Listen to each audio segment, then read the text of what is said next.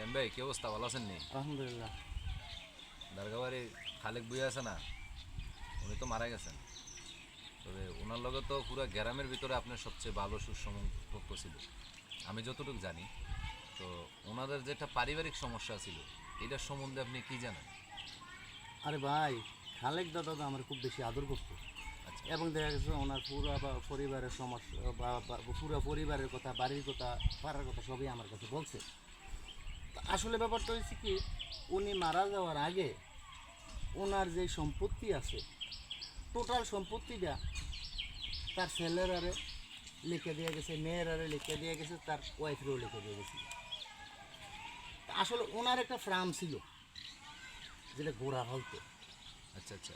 এই ফার্মটা ছিল দেখা গেছে আসলে অন্য জায়গায়, ওই যে ক্যান্টনমেন্টের এদিকে ছিল। ওনার ফার্মের মধ্যে 19টা ঘোড়া ছিল। উনি একদিন আমারে নিয়ে বসে একটা সোলেনামা লিখে গেছে, মানে এটা তো একটা স্টেমের মধ্যে একটা কাগজ লিখে গেছে যে টোটাল ঘোড়ার, মানে যত 19টা ঘোড়া আছে, 19টা ঘোড়ার অর্ধেক পাইব তার ছেলেরা, আর বাকি যতটুকু থাকবে তার অর্ধেক পাইব তার মেয়েরা, আর টোটাল ঘোড়ার 20% পাইব তার ওয়াইফ।